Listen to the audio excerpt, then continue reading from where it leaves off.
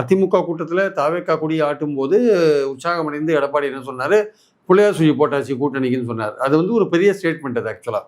அப்போனா ஏதோ ஒரு பேச்சுவார்த்தை நடந்துருக்கு. அப்போ நடுவில் அமித்ஷா ஒரு இடத்துல என்ன சொன்னார், தாவேக்கா பற்றி கேட்டபோது அதை பற்றி ஆமான்னு சொல்லலை, இல்லைன்னு சொல்லலை, மறுக்கல. ஆனால் என்டிஏ கன்வென்ஷன் அப்போ அது வந்து என்னென்னா ஏதோ ஒரு பேச்சுவார்த்தை நடந்துருக்கா அப்படின்ற மாதிரி யூகத்துக்கு கூட வழிவகுத்துது.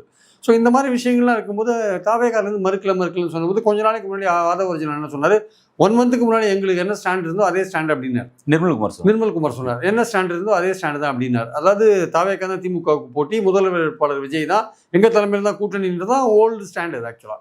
அது அவர் சொன்னபோது கூட நிறைய பேர் விஜய் சொல்லட்டும் அப்படின்னாங்க அதிமுகலேருந்து நிறைய பேர். அதுக்கு நடுவில் விஜயை நோக்கி இவங்க உதயகுமார், ராஜேந்திர பாலாஜி எல்லாம் வாங்க, நாங்கள் பயிற்சி கொடுக்குறோம், பயிற்சி அடைஞ்சவங்க நாங்கள், எங்கள் கூட வந்தீங்கன்னா பரீட்சை எழுதலாம், ஒழுங்காக பரீட்சை எழுதலாம், அப்புறம் நீங்கள் இல்லாட்டி உங்களை திமுக அழிச்சிடும், திமுக அவங்களை பிடிச்சின்னு போயிடும், அவங்க அப்படி இப்படி பயமுறுத்தினாங்க. ஆனால் அதெல்லாம் பற்றி எதுவுமே கண்டுக்காத அவர் வந்து விஜய் வந்து பொதுக்குழு மூலமாக ஒரு விஷயத்தை பதில் சொல்லியிருக்கார். அதாவது மக்கள் விரும்பும் தமிழக முதல்வர்னு சொல்லிட்டு அவர் தலைமையில் தான் கூட்டணின்னு சொல்லிட்டு அதிகாரத்தில் பங்களிப்பு சொல்கிற விஷயங்கள்லாம் சொல்லிட்டு எங்களுக்கும் திமுகவுக்கும் போட்டின்றதை அவர் பேச்சிலையும் தெளிவுபடுத்திட்டார்.